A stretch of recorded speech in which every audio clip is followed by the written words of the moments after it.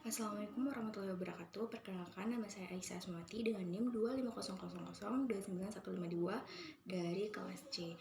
Di sini saya akan mempresentasikan hasil rangkuman dari Seminar Kesehatan Nasional yang mengangkat tema Healthy Trend or Healthy Life, yaitu membedakan tren kesehatan dan pola hidup sehat yang sebenarnya.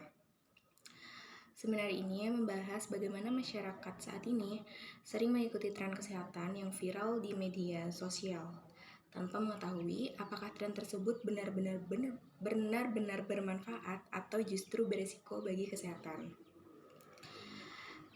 Adapun pematerinya, yang pertama pematerinya adalah Harry Freitag Lutlio Muhammad yang membahas tentang perspektif gizi dalam membedakan tren kesehatan dan pola hidup sehat yang sebenarnya. Beliau menjelaskan bahwa salah satu tren yang banyak diikuti saat ini adalah diet ekstrim. Diet ekstrim merupakan pola makan yang membatasi asupan kalori atau kelompok makanan tertentu secara berlebihan dengan tujuan menurunkan berat badan secara cepat. Padahal cara ini seringkali mengabaikan keseimbangan gizi dan kesehatan dalam jangka panjang. Ada beberapa faktor yang menyebabkan seorang melakukan diet ekstrim, yaitu seperti tekanan sosial dan budaya, terus kurangnya pengetahuan, pengaruh media sosial, terus ada faktor psikologis, serta keinginan memperoleh hasil yang instan. Contoh diet yang ekstrim tuh banyak, antara lain no carb diet, juice detox, very low calorie diet, dan diet cuka atau lemon. Meskipun terlihat menarik, diet seperti ini memiliki faktor resiko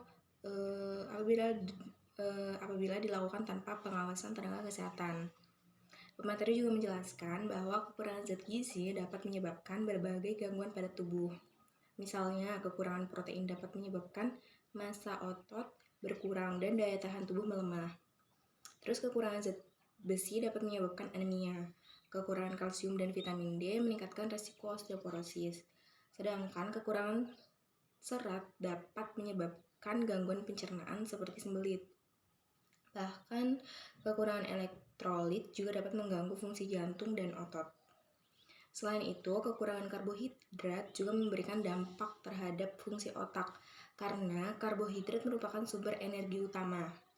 Jika tubuh kekurangan glukosa, seseorang dapat mengalami sulit berkonsentrasi, terus ada mudah lelah, mudah marah, bahkan mengalami brain fog atau pikiran terasa kabur. Bukan hanya berdampak secara fisik, diet ekstrim juga dapat memengaruhi kondisi mental. Gejalanya antara lain mudah marah, terus ada sensitif, merasa bersalah setelah makan, terlalu terobsesi dengan berat badan, terus hingga menarik diri dari lingkungan sosial.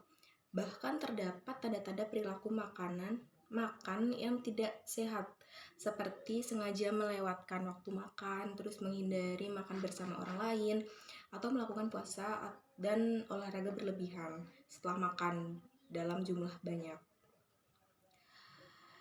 Oleh karena itu, pemateri itu menekankan bahwa prinsip diet sehat adalah pola makan yang fleksibel, memenuhi kebutuhan zat gizi, dapat diterapkan dalam jangka panjang, disesuaikan dengan aktivitas dan kondisi kesehatan, serta lebih berfokus pada perubahan perilaku sehat daripada hanya mengejar angka di timbangan.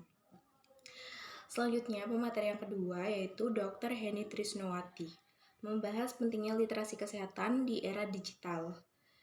Beliau menjelaskan bahwa saat ini masyarakat memperoleh informasi kesehatan dengan sangat mudah melalui media sosial.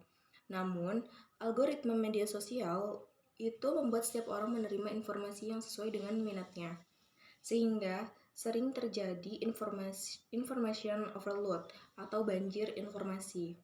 Akibatnya, informasi yang belum tentu benar dapat dengan mudah dipercaya dan disebarluaskan.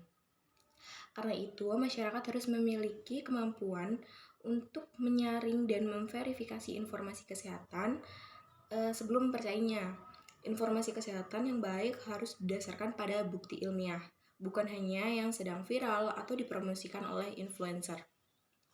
Sebagai contoh, pemateri itu membahas meningkatnya penggunaan vape di kota Yogyakarta, terutama pada remaja dan dewasa muda. Banyak orang menganggap vape lebih aman dibandingkan rokok biasa karena promosi di media sosial. Padahal vape tetap mengandung nikotin dan berbagai zat kimia yang dapat membahayakan kesehatan. Hal ini menunjukkan pentingnya bersikap kritis terhadap setiap tren kesehatan yang berkembang. Terus sebagai penutup itu dapat disimpulkan bahwa tidak semua tren kesehatan merupakan pola hidup sehat. Sebelum mengikuti suatu tren, kita perlu memastikan bahwa informasi tersebut berasal dari sumber yang terpercaya dan didukung oleh bukti ilmiah. Pola hidup sehat bukanlah sesuatu yang instan, melainkan kebiasaan yang dilakukan secara konsisten. Terus seperti mengonsumsi makanan bergizi, rutin beraktivitas fisik, terus menjaga kesehatan mental, dan selalu meningkatkan literasi kesehatan. Sebagai mahasiswa kesehatan masyarakat, kita juga memiliki peran untuk memberikan edukasi kepada masyarakat agar lebih bijak dalam memilih informasi kesehatan dan tidak mudah terpengaruh oleh tren yang belum terbukti kebenarannya. Sekian presentasi dari saya. Terima kasih atas perhatiannya. Wassalamualaikum warahmatullahi wabarakatuh.